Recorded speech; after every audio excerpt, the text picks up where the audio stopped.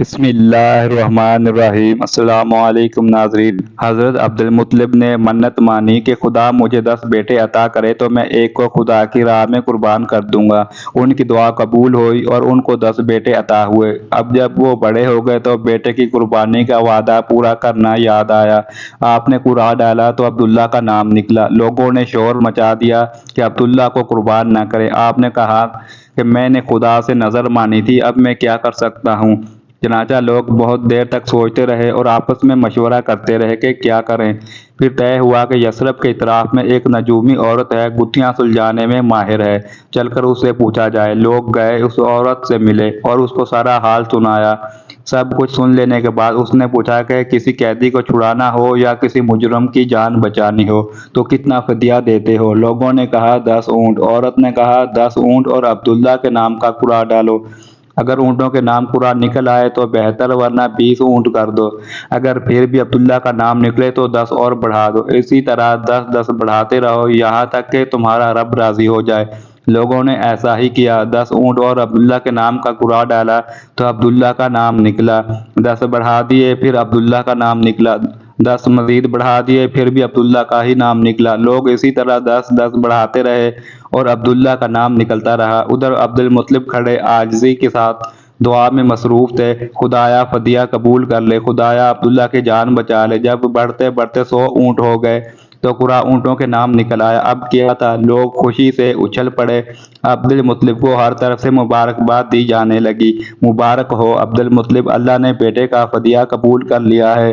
لیکن عبدالمطلب ابھی مطمئن نہ ہوئے اور دوبارہ قرعہ ڈلوا لیا کہ کوئی شبہ نہ رہ جائے کہ خدا کی مرضی کیا ہے، صاف صاف معلوم ہو جائے۔ پھر جب پوری طرح اطمینان ہو گیا تو اونٹ ذبح کیے گئے اور وہیں چھوڑ دیے گئے کہ جو چاہے ان سے فائدہ اٹھائے۔ عبداللہ کو خداداد حسن ملا تھا، اٹھتی ہوئی جوانی تھی جو حسن کو دوبالا کر رہی تھی۔ چہرہ کیا تھا؟ چاند کا ٹکڑا تھا۔ ہر دیکھنے والی آنکھ ان پر فدا تھی اور بہت ساری عورتیں ان سے شادی کی آرزومند تھی۔ نظر والا واقعہ ہوا تو گھر گھر اس کا چرچا ہو گیا۔ اس سے ان کی عظمت اور بڑھ گئی اور سب دل و جان سے انہیں چاہنے لگے۔ چنانچہ بہت سی عورتوں نے نکاح کی خواہش کی اور کوشش بھی، لیکن یہ شرف سب کو کیسے ملتا کہ وہ ایک ہی قسمت میں تھا؟ ان کے بیٹے کی ماں کون ہوگی یہ بھی خدا کے یہاں طے تھا۔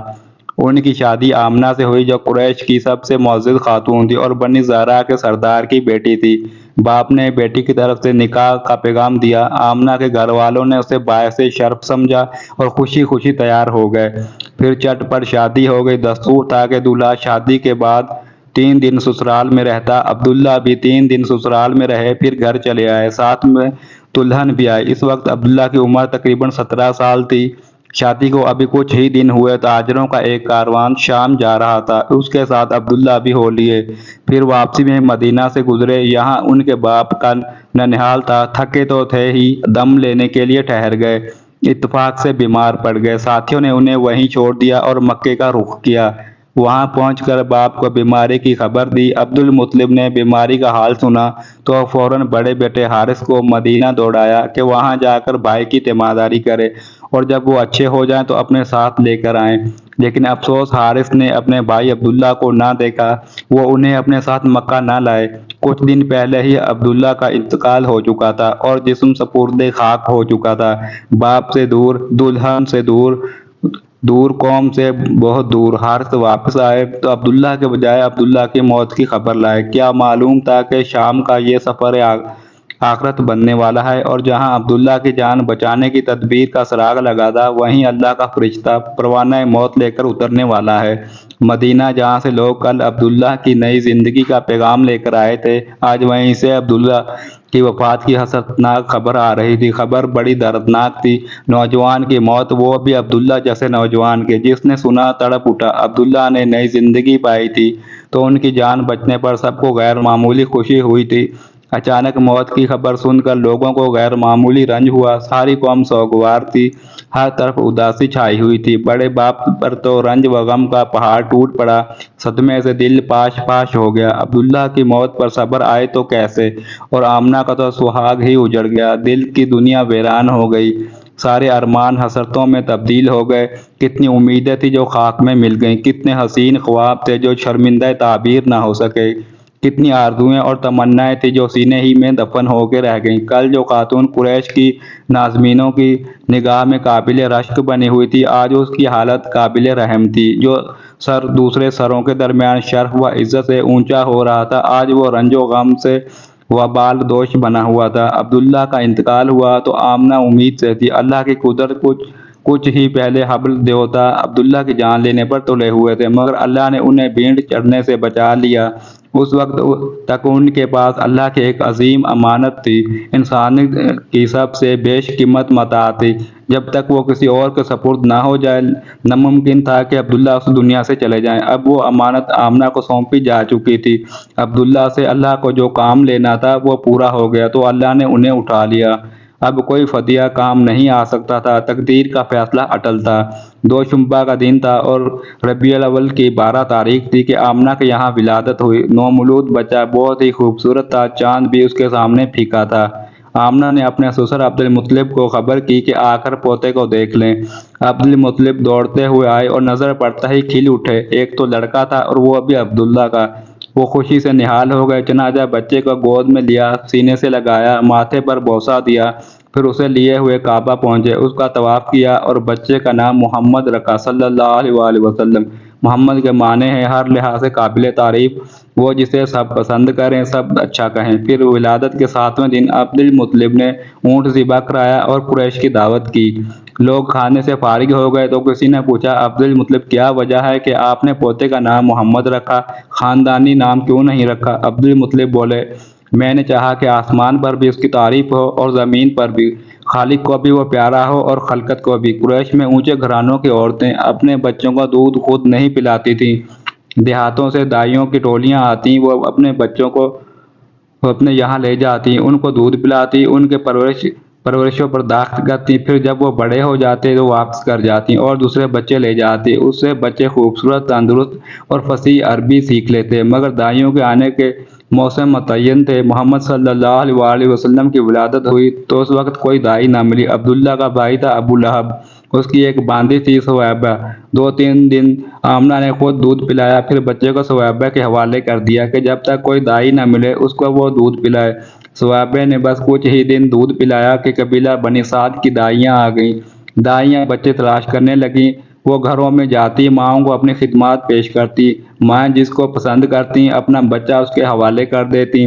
ساری ماؤں نے دائیاں چن لیں اور ساری دائیوں کی گودیں بھر گئیں۔ ہاں، صرف ایک دائی رہ گئی، اس کو کسی نے نہ پوچھا، اس لیے کہ وہ ذرا کمزور اور لاغر تھی، مفلسی کا بھی شکار تھی۔ یہ تھی ابو ذؤیب کی بیٹی حلیمہ، اور بچہ بھی صرف ایک ہی رہ گیا تھا کہ دائیاں اس سے دور ہی دور رہیں اور کوئی اسے لینے کے لیے تیار نہ تھی۔ وہ بچہ تھا عبداللہ کا بیٹا محمد صلی اللہ علیہ وآلہ وسلم۔ دائیوں نے سنا کہ محمد یتیم ہے، باپ کے سائے سے محروم ہے، اس لیے انہوں نے اس کی طرف توجہ نہ کی کہ انہوں نے اس کی پرورش کو حقیر جانا اور اس کو دودھ پلانا بے سود سمجھا۔ وہ بولے، اس یتیم کو لے کر کیا کریں، اس کا دادا ہمیں کیا دے گا، ماں سے بھی کیا مل جائے گا۔ اب وہ واپسی کا وقت آ گیا اور دائیوں نے گھر لوٹنے کا ارادہ کیا۔ ہر ایک خوش تھی کہ اس کی گود میں بچہ تھا۔ حلیمہ کا شوہر بھی ساتھ تھا۔ حلیمہ نے اس سے کہا، باخدا مجھے شرم آتی ہے کہ ساری سہیلیوں کی گودیں بھری ہوئی ہوں اور ایک میری ہی گود خالی ہے، میں جاتی ہوں اسی یتیم کو لے آتی ہوں۔ خالی ہاتھ لوٹنے سے یتیم کو لے جانا بہرحال بہتر ہے۔ شوہر نے کہا، جاؤ لے آؤ، کیا حرج ہے، ہو سکتا ہے کہ اللہ تعالیٰ اس میں برکت دے۔ چنانچہ حلیمہ بچے کو لینے آمنہ کے پاس پہنچی۔ آمنہ کو ملال تھا کہ ان کے لال کو کسی نے نہ پوچھا، سہیلیوں کے بچے ہاتھوں ہاتھ لیے، پھر ان کے جگر پارا کو لینا گوارا نہ کیا۔ حلیمہ نے بچے کو لیا تو آمنہ کا بجھا ہوا چہرہ بھی خوشی سے دمک اٹھا۔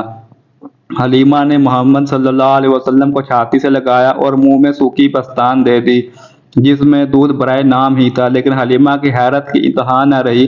پستان منہ میں دیتے ہی انہیں ایسے معلوم ہوا جیسے دودھ کے سوتے جاری ہو گئے۔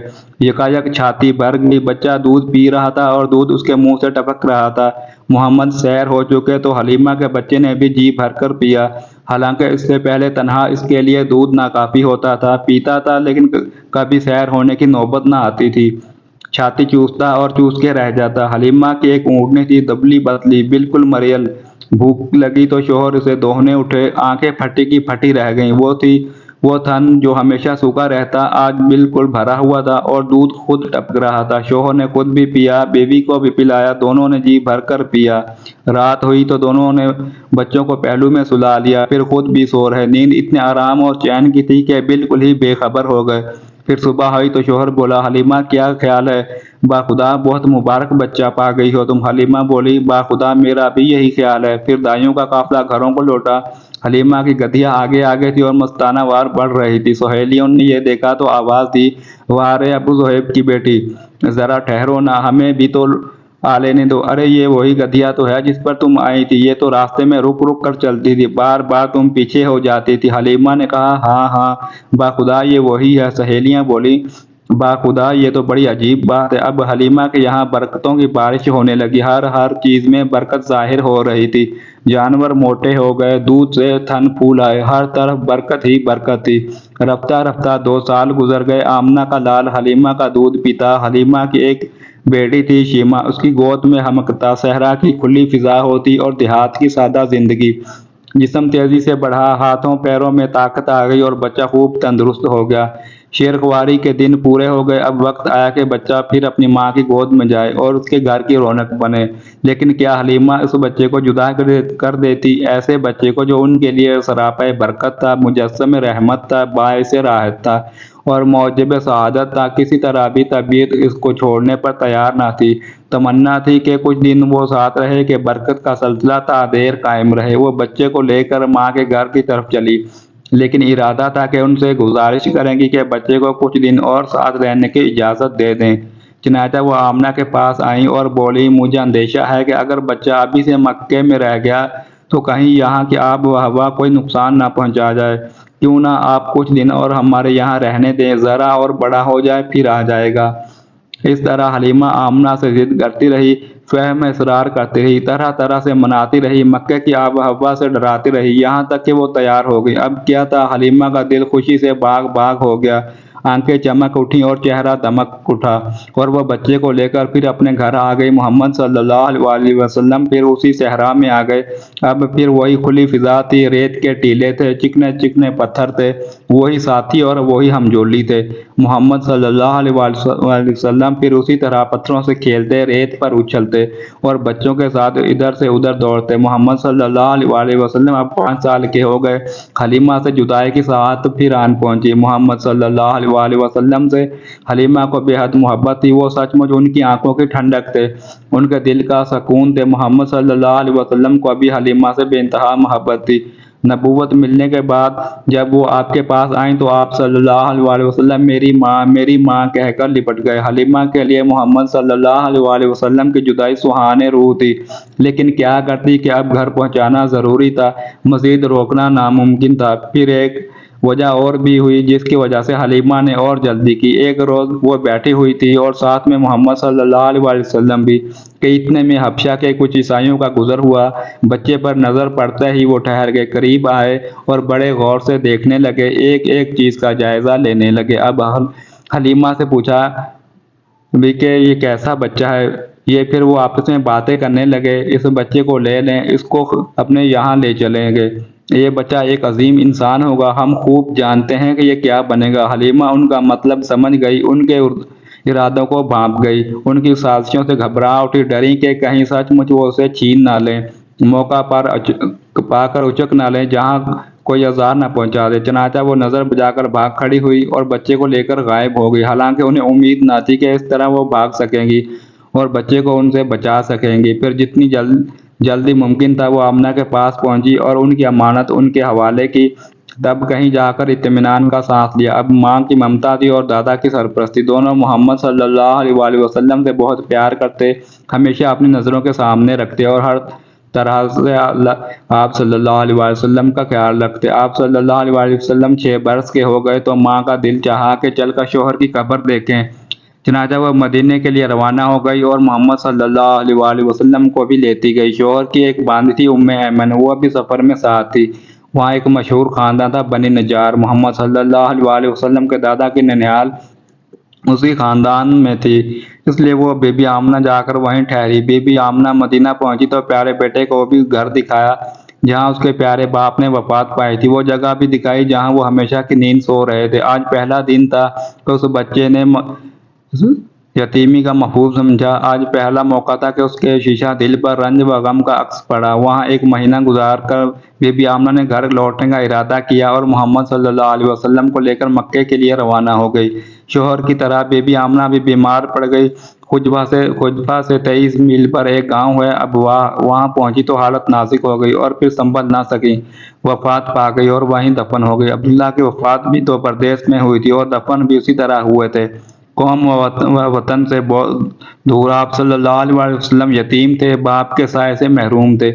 ابھی اسے یتیمی کا شعور ہی ہوا تھا کہ ماں بھی داغ مفارقت دے گئی۔ باپ کی قبر دیکھتے ہی کہ ماں کی قبر تیار ہو گئی۔ اب آپ تنہا رہ گئے، ماں ساتھ تھی، تب بھی آپ کو یتیمی کا ملال تھا۔ بھلا دل پر کیا بیتی ہوگی جب وہ سہارا بھی ٹوٹ گیا۔ ام ایمن نے آپ صلی اللہ علیہ وسلم کو اپنی حفاظت میں لے لیا اور بڑے پیار سے گھر لائیں۔ مکہ پہنچے تو آپ صلی اللہ علیہ وسلم بلک بلک کر رو رہے تھے۔ آج آمنہ کے لال کی حالت دیکھی نہیں جا رہی تھی۔ اس حادثے کا عبد المطلب پر بڑا اثر ہوا اور محمد صلی اللہ علیہ وسلم کے لیے ان کے سینے میں ماں کی محبت اور باپ کی شفقت ابل پڑی۔ اب وہ آپ پر بے انتہا مہربان ہو گئے، پہلے سے زیادہ محبت سے پیش آتے، لطف و کرم کی بارش کرتے، ہر آن آپ صلی اللہ علیہ وسلم کا خیال رکھتے اور ہر طرح سے دلجوئی فرماتے، اپنی ذات اور اپنی اولاد سے بڑھ کر آپ کی فکر کرتے۔ عبد المطلب قریش کے سردار تھے، کعبہ کے زیر سایہ اپنی گدی پر بیٹھتے تو بیٹے ادب و احترام میں گدی سے ذرا دور بیٹھے ہوتے، لیکن محمد صلی اللہ علیہ وسلم آ جاتے تو عبد المطلب انہیں اپنے پاس بلاتے، اپنی گدی پر بٹھاتے اور پیار سے پیٹھ سہلاتے۔ لیکن افسوس، عبد المطلب بھی زیادہ نہ ٹھہرے۔ محمد صلی اللہ علیہ وسلم ابھی 8 سال کے ہوئے تھے کہ دادا بھی چل بسے۔ دادا کی موت پر آپ صلی اللہ علیہ وسلم کے دل کو سخت صدمہ پہنچا، ویسا ہی صدمہ جیسا اس سے پہلے ماں باپ کی وفات پر ہوا تھا۔ نہیں، دادا کا غم ماں باپ سے بھی سوا تھا۔ اب آپ صلی اللہ علیہ وسلم کچھ سمجھدار ہو چکے تھے، شعور بیدار ہو رہا تھا، جذبات و احساسات میں وسعت اور گہرائی آ رہی تھی، لطف و محبت کی حقیقت کو آپ سمجھنے لگے تھے، نوازش و کرم کی قدر و قیمت پہچاننے لگے تھے۔ اس لیے محرومی کا احساس بھی اتنا ہی شدید تھا، اس کے چھن جانے کا غم بھی اتنا ہی گہرا تھا۔ آنکھوں سے آنسو جاری تھے، دل درد و غم سے چور تھا، خود تڑپ رہے تھے اور اوروں کو تڑپا رہے تھے، جہاں تک کہ پیارے دادا کا جسم قبر کی بھیانک کوٹڑی میں چھپ گیا اور پھر ہمیشہ کے لیے اجل ہو گیا۔ ماں باپ کی آنکھیں بند ہوئیں تو محمد صلی اللہ علیہ وسلم اللہ کی رحمتوں سے محروم نہ ہو گئے۔ یہ اس کا فضل و کرم تھا کہ آپ صلی اللہ علیہ وسلم کو ایسے دادا ملے جو آپ صلی اللہ علیہ وسلم پر ماں باپ کی طرح مہربان تھے، پھر ایسے چچا ملے جنہوں نے کبھی یتیمی کا احساس تک نہ ہونے دیا۔ دادا عبد المطلب کا انتقال ہوا تو ابو طالب نے آپ صلی اللہ علیہ وسلم کو اپنے سائے عاطفت میں لے لیا۔ یہ عبد المطلب کے بیٹے تھے اور آپ صلی اللہ علیہ وسلم کے چچا تھے۔ آپ اپنی موت سے پہلے ان کو آپ صلی اللہ علیہ وسلم کا سرپرست بنا دیا تھا، پھر وصیت کر گئے تھے کہ محمد صلی اللہ علیہ وسلم کا خیال رکھنا اور ان کی خیر خواہی میں کوئی کسر نہ اٹھا رکھنا۔ عبد المطلب کی کئی بیویاں تھیں، ان بیویوں سے 10 بیٹے تھے۔ ابو طالب نہ تو بھائیوں میں سب سے بڑے تھے اور نہ سب سے زیادہ مالدار ہی تھے، البتہ سب سے زیادہ باہمت تھے، شرافت میں بھی سب سے بڑھ کر تھے، طبیعت کے بہت ہی نیک تھے۔ پھر آپ صلی اللہ علیہ وسلم کے والد عبداللہ اور وہ سگے بھائی تھے، بقیہ بھائی دوسری بیویوں سے تھے، اس لیے کوئی تعجب کی بات نہیں تھی کہ اگر اب آپ نے یہ ذمہ داری ان پر ڈالی اور انہیں یہ وصیت کر گئے۔ عبد المطلب کی طرح ابو طالب بھی بھتیجے کو مانتے، ہمیشہ اپنے ساتھ رکھتے، سوتے تو ساتھ لے کر سوتے، کہیں جاتے تو ساتھ لے کر جاتے۔ آپ صلی اللہ علیہ وسلم کے آگے ان کو اپنی جان کی فکر ہوتی، نہ اپنے بچوں کی۔ ان کو آپ صلی اللہ علیہ وسلم سے اس قدر محبت کیوں تھی؟ آپ صلی اللہ علیہ وسلم دن رات ان کی نگاہوں کے سامنے رہتے، وہ دیکھ رہے تھے کہ آپ صلی اللہ علیہ وسلم کے اندر سچائی اور ایمانداری ہے، شرافت اور پاک بازی ہے، بات بات سے ذہانت کا ثبوت ملتا ہے، ایک ایک چیز سعادت مندی اور حشم بختی کا پتہ دیتی ہے۔ چچا کی سرپرستی میں 4 سال گزر گئے، جسم پروان چڑھتا رہا، عقل کا دائرہ وسیع ہوتا رہا اور فطری صلاحیتیں بھی ابھرتی رہیں۔ 12 سال ہوئے تو جسم میں کافی مضبوطی اور توانائی آ چکی تھی، عقل میں غیر معمولی گہرائی تھی، ذہانت بلا کی تھی، روح میں بے پناہ عظمت و بلندی تھی، وسعت و ہماگیری تھی، احساس و شعور سے پوری طرح بھرپور تھے۔ ابھی آپ صلی اللہ علیہ وسلم کی عمر ہی کیا تھی، بالغ بھی نہ ہوا تھا، لیکن پیشانی پر اقبال مندی کا ستارہ چمک رہا تھا۔ آپ صلی اللہ علیہ وسلم میں غیر معمولی صلاحیتیں جھلک رہی تھیں اور عجیب و غریب کمالات ظاہر ہو رہے تھے۔ ابو طالب دیکھ دیکھ کر سخت حیران ہو رہے تھے اور حیرت سے انگوشتے بدندان تھے۔ اب ان کے نزدیک آپ صلی اللہ علیہ وسلم کا شمار ناسمجھ بچوں میں نہ تھا، بلکہ سوجھ بوجھ رکھنے والے بڑوں میں تھا۔ پوری بے تکلفی